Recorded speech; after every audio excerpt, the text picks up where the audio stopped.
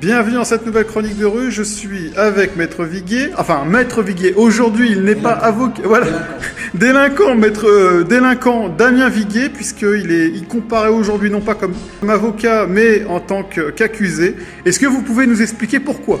Par la LICRA, je précise. Oh, ça a déjà été dit, c'est un peu de votre faute d'ailleurs. Ah bon? Non, mais bouclez, parce qu'il y avait une vidéo où vous me preniez comme ça, un peu au vif, à la sortie d'une audience qui portait sur le dessin Shoah Outé.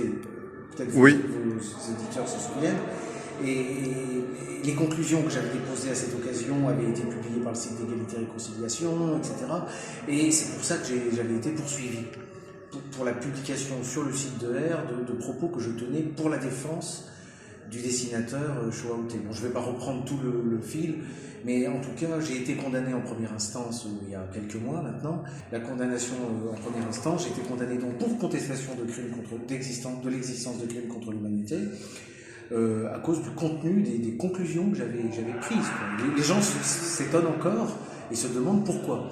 Et encore aujourd'hui, j'avais 3 avocats qui ont passé leur temps à poser la question, parce que c'est assez incompréhensible.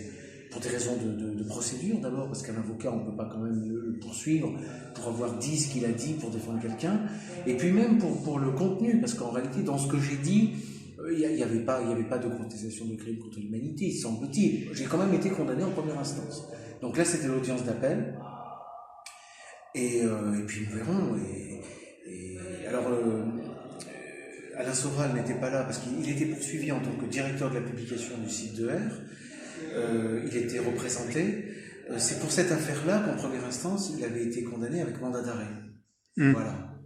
Je ne sais pas si vous vous en souvenez. Un mandat d'arrêt qui était illégal, et heureusement, le parquet avait refusé d'appliquer une décision illégale. Et ça en est où, cette histoire de... Le parquet n'appliquera pas, et puis c'est terminé. D'accord. L'histoire est quasiment terminée. D'accord, bon, ça. En matière de presse, on ne peut pas délivrer de mandat d'arrêt, de mandat d'amener, de mandat de dépôt, etc.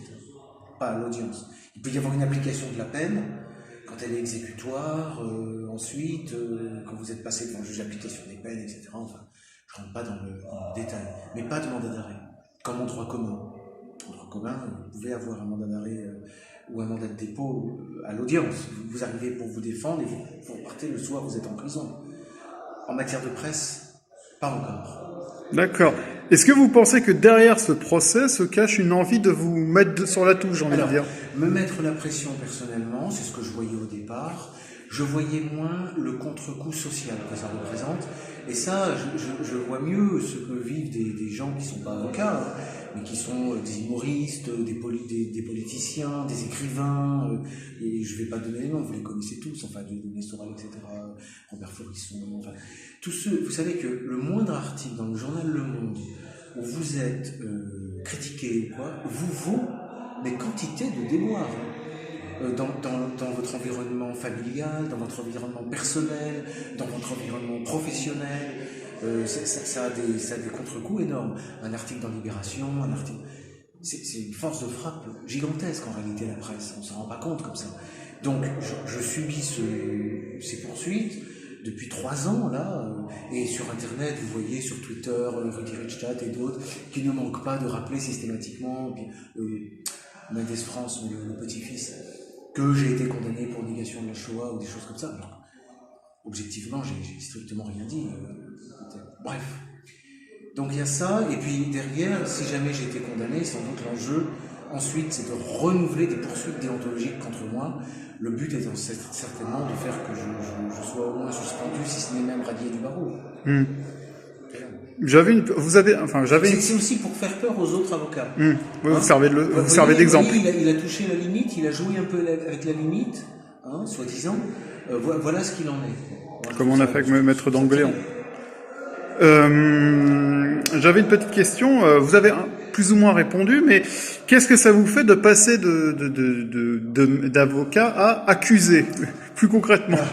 Ce que je disais aux autres avocats, c'est que je leur conseille quand même l'expérience, parce que bon, je ne veux pas jouer fanfaronner ou quoi, mais bon, moi je suis universitaire, si vous voulez, donc ça rappelle un peu la soutenance de thèse, enfin la défense, parce que c'est un procès, hein, une soutenance de thèse, un jury, etc. Bon. Et alors pour les gens qui sont un peu narcissiques, j'imagine que ça doit être très plaisant, quoi. Et je soupçonne même certains délinquants, hein, en droit commun, hein, peut-être les serial killers, vraiment de chercher l'attention portée sur eux, à la fois par la presse et puis aussi le moment du procès, qui est quand même, enfin moi j'ai suffisamment de respect pour la justice en soi et pour le droit pour tenir en très haute estime le moment du procès. C'est un moment de vérité, hein. Vous avez une enquête, on vous pose des questions, ensuite vous avez le pour, le contre, là on est dans le suspense, parce qu'on aura le délibéré, et vous avez la sentence. D'accord. Donc c'est quelque chose quand même, c'est très, enfin, quand même professionnellement, j'avoue que c'est enrichissant de vivre de l'autre côté de la barrière, quoi. Et si par bonheur je peux continuer à exercer, ça me sera très utile. J'adresse ce message à mes futurs clients, n'ayez pas peur.